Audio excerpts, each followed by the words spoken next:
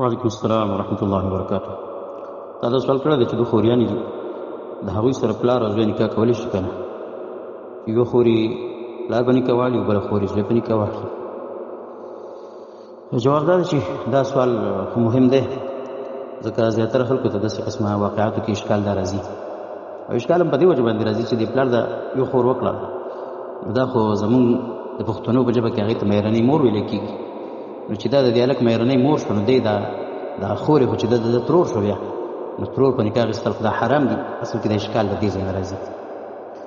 نو اصل کې د اشکال حل هم دا دی چې پښتو کې دې ته مېرنۍ مور ویلی کېږي، لیکن دا په شریعت کې چې کومه ده نو دا مور نه ده، دا د پلار ښځه دې ته ویلی کېږي. قرآن کریم هم دغه لفظ استعمال کړی دی چې ولا تنکحوا ما نکح آباؤکم من النساء، تاسو نکاح مه کوئ دا ښځو چې ستاسو پلاران ورسره نکاح کړي. نو دې ته د پلار منکوحه ویلی کېږي، د پلار ښځه ورته ویلی کېږي. نو د هغې خور چې کومه ده نو د دې زوی ترور یې نه ده. نو په دې وجه باندې دا د محارمو نه ده. محارمو نه چې نه شي، معنی د هغې سره نکاح کول دا جایز دي، ځکه قرآن کریم کې چې کله هغه زنانه ذکر شوي دي چې د هغې سره نکاح کول حرام دي. حرمت علیکم امهاتکم، په هغه کې دغه زنانه ټولې ذکر شوي دي. نو د هغې نه وروسته الله بیا فرمایي احل لکم ما وراء ذلکم، دغې نه چې علاوه کمې دي هغه ستاسو دپاره حلال دي. د دې ذکر شوو زنانو نه چې علاوه کمې دي هغه ستاسو دپاره حلال دي. واقعي خبره ده چې په دغه کې خو دغه ذکر شو که خو د پلار ښځه چې د پلار د ښځې خور یعنې د پلار خینه هغه به کې نه ده ذکر شوی.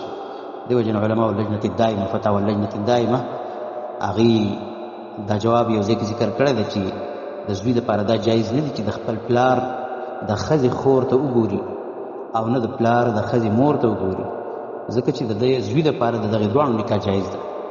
د ده پلار چې کومه ښځه ده که د هغې خور ده او که د هغې مور ده، دا د دې زوی دپاره جایز ده. نو کتل ورته هم حرام دي، دا د پردو ښځو حیثیت لري. فتاوی اللجنة الدائمه جلد نمبر 17 صفحه نمبر 359. او هغوی دې څه ویلي دي یو بل جواب کې چې د زوی دپاره دا جایز دی یتزوج اخت زوجة ابيه، چې دی نکاح وکړي د خپل پلار د ښځې د خور سره، خو کله اذا لم تكن اخت امه، کله چې هغه د مور خور نه وي، یعنی د مور خورې نه وي، ځکه د ده مور خو د پلار ښځه ده، خو دغه نه یادوي چې بله ښځه هغه وکړي چې زموږ خلکو ته مېرنۍ مور وي، نو د هغې خور چې کومه ده نو د هغې سره دی نکاح د هلک کولی شي، ځکه اصل قانون په شریعت کې هغه رواوالی دی، جایزوالی دی، او څه مانع نشته دی چې موږ د هغې نه د دغې جواز نه بل طرف ته لاړ شو. همدا جایز دي او د ناجایز کېدو څه دلیل د دغې نشته دی. فتاوی اللجنة الدائمه جلد نمبر 18 صفحه نمبر 370. شیخ ابن باز رحمه الله نه داسې تپوس شوی دی، وایي زما پلار یو ښځه کړې ده او بچي چې هم دي، او د هغه د دې ښځې یو خور ده، دا زوی تپوس کوي د دې سړي، نو ما دپاره دا جایز دي چې زه د خپل پلار د دې ښځې د خور سره نکاح وکړم. او دا دې تاسو ته معلومه چې زما ورونه چې کوم دي، زما د نازکرونه چې کوم دي، نو هغې د خپلې مور هغه خور ته خو ترور وایي، اواز چې ورته کوي نو ترور ورته وایي.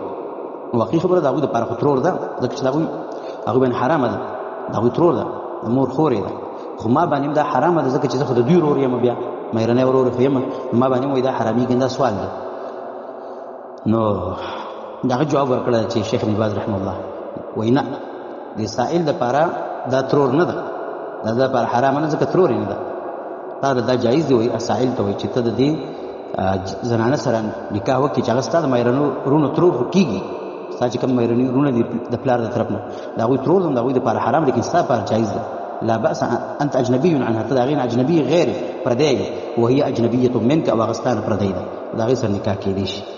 بهرحال دا د پښتنو د اصطلاح او د نوم ویلو چې کوم دی دا شی خراب کړی دی چې د پلار ښځې ته چې کوم دی مېرنۍ مور وایي، چې مور دې ورته ووایي نو خامخا د هغې خور به بیا تا ته ترور ښکارېږي، نو خلک رالګي او پرده ته یې نه کوي او خبرې اترې ورسره هم کوي، بلکل د خپلې ترور په شانې ګڼي او ټول لنډ دی نو سره هغه ساتي. دا خبره خطا ده، په دې باندې ځان پوهول پکار دي چې دغه زنانه چې کوم دي د پلار د ښځې د پلار د بلې ښځې خویندې او نور متعلقه زنانه چې کوم دي هغه که د نارینه دي او که زنانه دي، د هغوی د دې سره د پردې لینډ دی، د دې سره د پردیوالي د سیده د پردو په شان لینډ دی، نو نکاح په منځ کې دا جایز دی.